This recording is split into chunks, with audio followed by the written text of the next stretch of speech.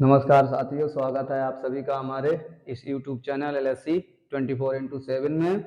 आपको हमारी इस भूगोल की क्लास में आपका स्वागत है, जहां पर हम भारत के भूगोल से संबंधित कुछ टॉपिक्स को डिस्कस कर रहे हैं। यहाँ पर भारत की भूगोल से संबंधित भारत की कुछ सामान्य जानकारी और जो भी भारत के भूगोल से आपकी आगामी परीक्षाओं में जहाँ से भी क्वेश्चन बन सकते हैं, वहां पर उन टॉपिक्स को, सारे भूगोल के विस्तृत अध्ययन को यहाँ पर आपके साथ में डिस्कस किया जा रहा है। अगर आप हमारे इस क्लास से जुड़ना चाहते हैं तो हमारे इस चैनल को सब्सक्राइब कर लीजिए, बेल आइकन को दबा दीजिए। जो भी हमारे नेक्स्ट क्लासेस की नोटिफिकेशन होगी आपको मिलती रहेंगी, और आप प्ले लिस्ट में जाकर भारत के भूगोल से संबंधित अगर आप क्लासेस को ज्वाइन करना चाहते हो तो प्ले लिस्ट में जाकर आप हमारी उन क्लासेस को भी देख सकते हैं। वहां पर आपको सीरियल से हमारी सारी क्लासें उपलब्ध कराई गई हैं। जैसा कि आप लोगों को पता है, पिछले वाले क्लास में हमने भारत के तटीय प्रदेशों के वर्णन किया था, जिसमें पश्चिमी तट पर और पूर्वी तट पे।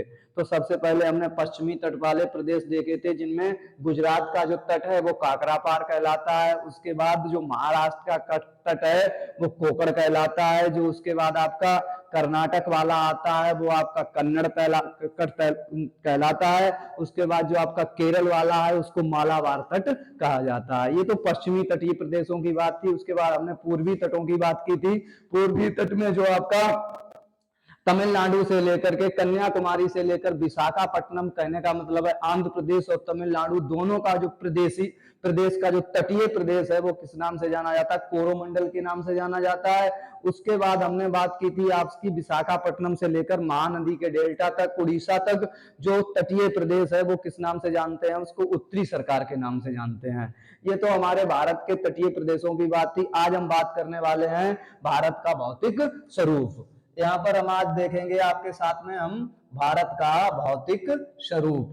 भारत के भौतिक स्वरूप के बारे में आज हम बात करने वाले हैं। तो भारत के भौतिक स्वरूप को कितने भागों में बांटा गया है? सबसे पहले समझते हैं भारत के भौतिक स्वरूप में क्या आ जाता है। आपके पर्वत आ जाते हैं, मैदान आ जाते हैं, नदियां आ जाती हैं। जो भी भारत के भौतिक स्वरूप है उसमें हम इनको डिस्कस करने वाले हैं। इसमें आपका पठार आ जाता है, सब कुछ आ जाता है। भारत की बनावट कैसी है, भारत की स्थलाकृतियां कैसी हैं, कौन कौन से उच्चावच पाए जाते हैं, यहाँ पर कौन कौन सी नदियां पाई जाती हैं, कौन से पर्वत पाए जाते हैं, भारत का पठारी प्रदेश क्या कहलाता है, भारत में कौन कौन से पठार हैं, ये सारी चीजें हमारे कहां पर आती हैं? भारत के भौतिक स्वरूप में आती हैं। तो अगर देखा जाए भारत के भौतिक स्वरूप को कितने भागों में बांटा गया है, तो भारत के भौतिक स्वरूप को 4 भागों में बांटा गया है। भारत का भौतिक स्वरूप है उसको कितने भागों में बांटा गया है? भारत के भौतिक स्वरूप को 4 भागों में बांटा गया है।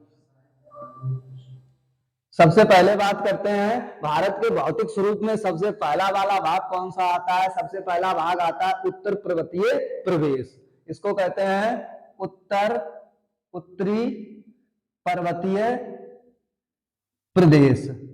उत्तर पर्वतीय प्रदेश पहला भौतिक स्वरूप में कौन सा आता है? उत्तरीय पर्वतीय प्रदेश आता है। दूसरे की बात अगर हम करते हैं तो दूसरा कौन सा आता है? दूसरा आता है मध्य का विशाल मैदान। मध्य का विशाल मैदान। मध्य का विशाल मैदान। मध्य का विशाल मैदान। तीसरा भौतिक स्वरूप यहाँ पर देखते हैं भारत का कैसा है। तीसरे भौतिक स्वरूप में आ जाता है भारत का पठारी भाग, जिसको कहते हैं प्रायद्वीपीय पठार। जिसको क्या कहते हैं? प्रायद्वीपीय पठार। ये भारत का पठारी प्रदेश है जिसको प्रायद्वीपीय पठार कहा जाता है। चौथा अगर देखते हैं भारत का भौतिक स्वरूप कौन सा होता है, तो चौथे में तटीय प्रदेश एवं द्वीप समूह आ जाते हैं। चौथे में कौन से आ जाते हैं? तटीय प्रदेश एवं द्वीप समूह। तटीय प्रदेश एवं द्वीप समूह। द्वीप समूह ये आपके कौन से में आ जाते हैं? चौथे में आ जाते हैं। तो भारत का जो भौतिक स्वरूप है उसको हमने 4 भागों में बांटा गया है। सबसे पहला कौन सा है? उत्तरी पर्वतीय प्रदेश। दूसरा मध्य का विशाल मैदान। तीसरा प्रायद्वीपीय पठार हो गया। और चौथा कौन सा हो गया? तटीय प्रदेश एवं द्वीप समूह। थोड़ा इसको समझने का प्रयास करते हैं। जो भारत का तटीय प्रदेश है, जो भारत का भौतिक स्वरूप है, उसको हमने किस तरह से डिवाइड किया है? तो भारत के भौतिक स्वरूप को डिवाइड किया गया है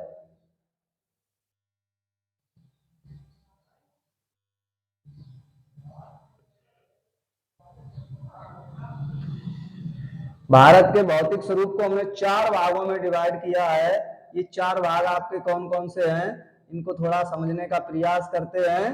भारत के भौतिक स्वरूप से संबंधित जो भी आपके क्वेश्चन बन सकते हैं उनको यहाँ पर हम अभी डिस्कस करने वाले हैं। ये भारत का भारत का है मान लीजिए। तो हम सबसे पहले बात करते हैं उत्तर पर्वतीय प्रदेश। उत्तर पर्वतीय प्रदेश का मतलब होता है आपका इधर वाला जो भाग है, यहाँ से लेकर के यहाँ तक का, ये भारत का कौन सा कहलाता है, ये भौतिक स्वरूप कैसा है, ये भारत का पर्वतीय प्रदेश है। कहने का मतलब है भारत में एक हिमालय पर्वत की ये संरचना है। भारत का जितना भी पर्वतीय भाग है, ऊंचे ऊंचे पहाड़ हैं, ऊंचे ऊंचे पर्वत हैं, वो कहां पर पड़ते हैं, भारत के उत्तर दिशा में ये सारे पर्वत पड़ते हैं। तो ये वाला भाग क्या कहलाता है, आपका लद्दाख से लेकर के अरुणाचल प्रदेश तक लगभग 2500 किलोमीटर लंबी जो पर्वतीय श्रृंखला है, जिसको हिमालय पर्वत कहा जाता है, वो भारत का पर्वतीय प्रदेश कहलाता है। ये भारत का प्रथम भौतिक स्वरूप में पहला ये आता है उत्तरी पर्वतीय प्रदेश। उसके बाद हम बात करते हैं दूसरा, मध्य का विशाल मैदान।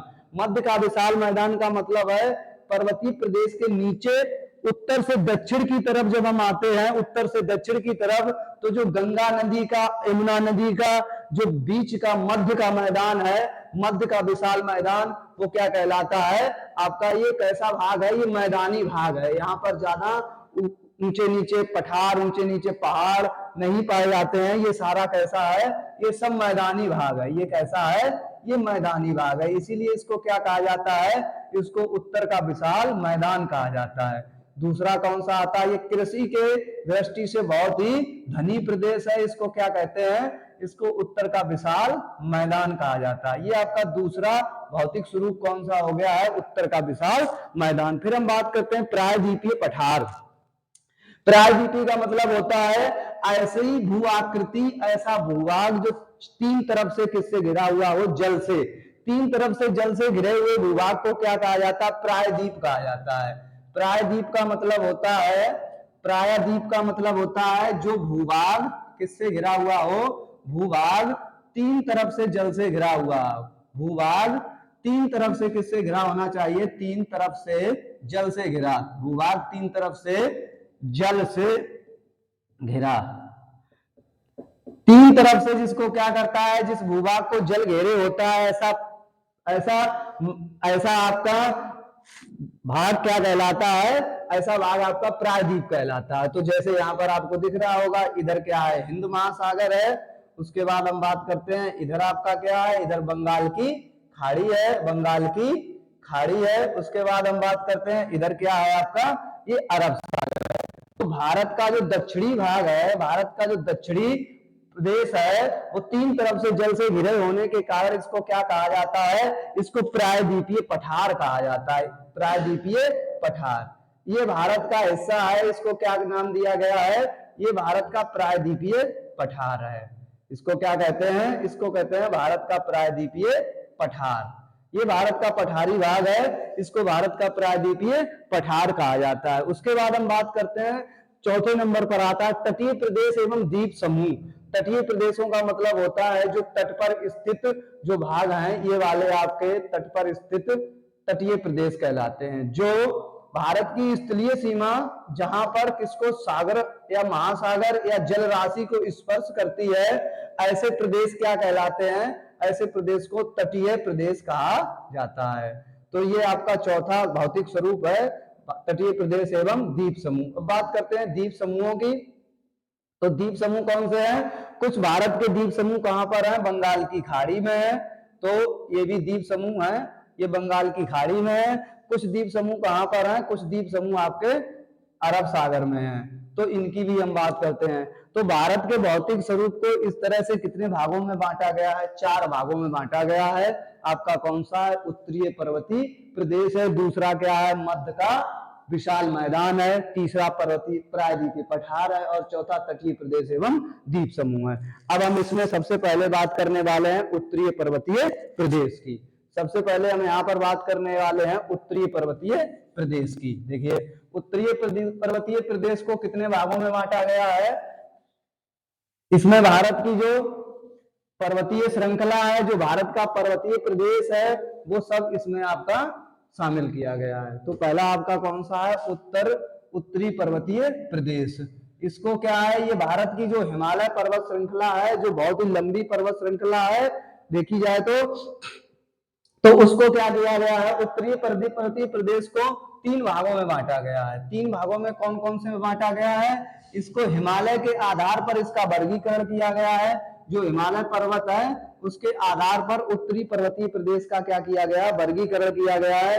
तो यहाँ पर किसको किसमें वर्गीकरण किया गया, तो एक तो हिमालय आ जाता है आपका, और दूसरा हिमालय के बाद दूसरा आ जाता है ट्रांस हिमालय, ट्रांस हिमालय, और तीसरा आ जाता है आपका पूर्वांचल की पहाड़ियां, पूर्वांचल की पहाड़ियां। तो भारत का जो उत्तरी पर्वतीय प्रदेश है उसको 3 भागों में बांटा गया है। कौन कौन से में, एक तो हिमालय में बांटा गया है, दूसरा कौन सा है ट्रांस हिमालय में बांटा गया है, तीसरा कौन सा है पूर्वांचल की पहाड़ियां। तो पर्वतीय प्रदेश को भी 3 भागों में बांटा गया है। उसके बाद हम बात करते हैं, सबसे पहले आपका हिमालय आ जाता है। हिमालय को पुनः फिर से बांटा गया है 3 भागों में। कौन कौन सा हिमालय है, सबसे पहले इसमें आपका महान हिमालय है, महान हिमालय के बाद आ जाता है आपका लघु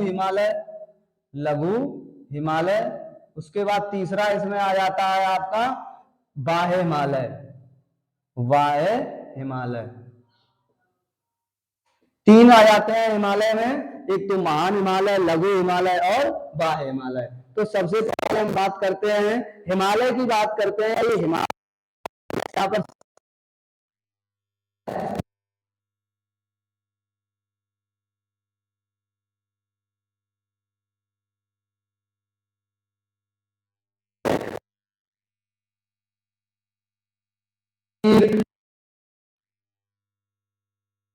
नेपाल, सिक्किम, असम, अरुणाचल प्रदेश, इन प्रदेशों से होती हुई जो एक लंबी पर्वत श्रृंखला है, इसको क्या कहा जाता है, हिमालय कहा जाता है। ये विश्व की सबसे ऊंची पर्वत श्रृंखला है। तो यहाँ पर हम देख सकते हैं कि लद्दाख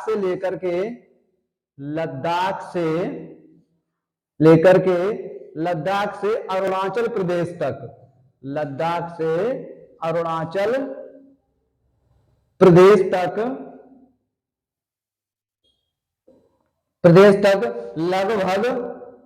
लगभग आपका 2500 किलोमीटर, लद्दाख से अरुणाचल प्रदेश तक लगभग 2500 किलोमीटर लंबी जो पर्वत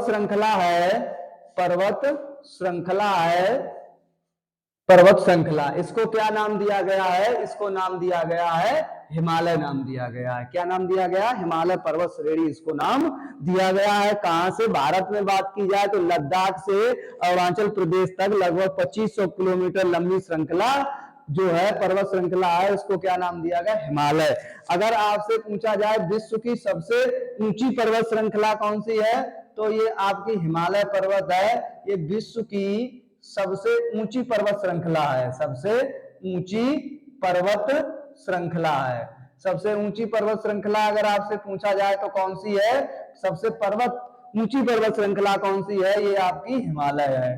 क्योंकि इस हिमालय प्रदेश में, हिमालय की श्रृंखला में विश्व की सबसे ऊंची चोटियां जो हैं इसी पर्वत श्रृंखला में पाई जाती हैं। अगर आपसे पूछा जाए विश्व की सबसे लंबी पर्वत श्रृंखला कौन सी है, विश्व की सबसे लंबी पर्वत